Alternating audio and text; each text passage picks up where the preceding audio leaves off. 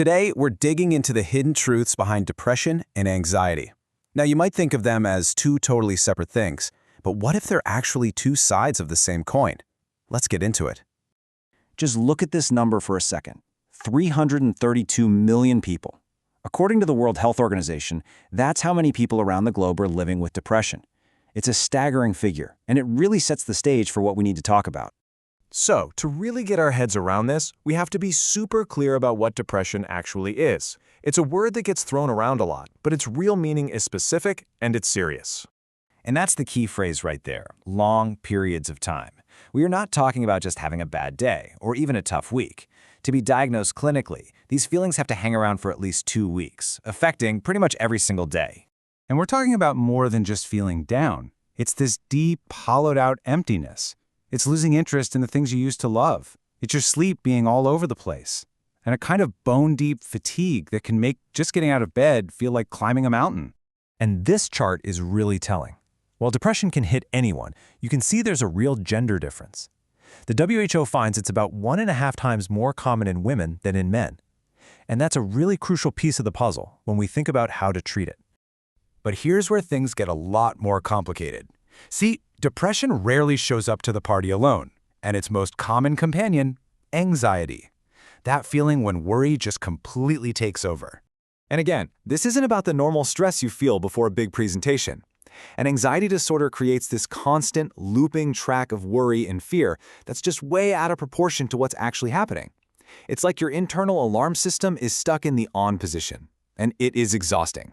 And your body? Your body feels all of this. Anxiety can show up physically, with a racing heart, tense muscles, even full-blown panic attacks, which are these terrifying rushes of fear that can make you feel like you're literally losing control.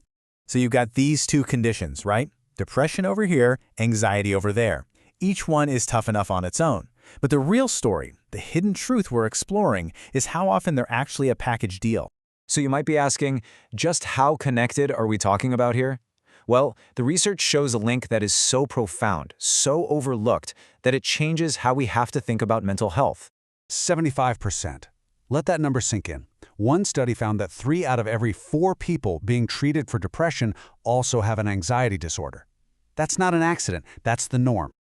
Doctors have a term for this, comorbidity, which is just a way of saying they show up together.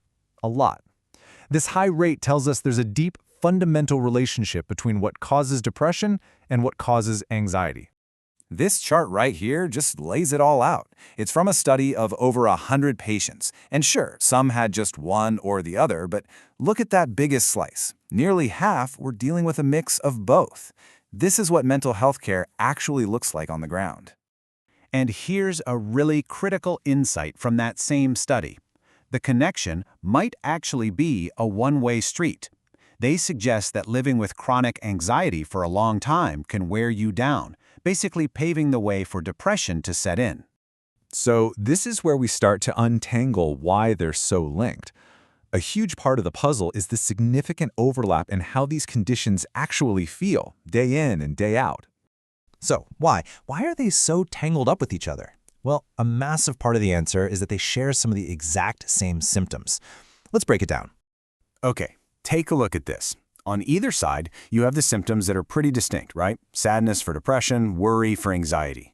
But it's that shared space in the middle that causes so much confusion. Trouble sleeping, feeling exhausted, not being able to focus. These things blur the lines and make it really hard to tell where one ends and the other begins. Okay, so understanding this powerful connection isn't just some interesting fact. It is absolutely everything when it comes to getting better. Because trying to treat one without even acknowledging the other, it's often just not enough. But here's the tough part. The World Health Organization points to what they call a massive treatment gap. We have treatments that work, but so many people who need help just aren't getting it. Why?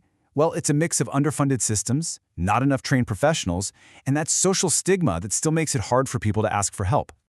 But it is not all bad news, not by a long shot. And this is the part you really need to hear. There is hope. There are effective, proven treatments out there, and organizations like the WHO are fighting to make them available to everyone. For instance, the WHO has developed these really smart, low-cost therapies designed to hit both problems at once. They focus on giving people practical skills, like how to manage stress, which helps with anxiety, and how to reframe negative thoughts, which helps with depression.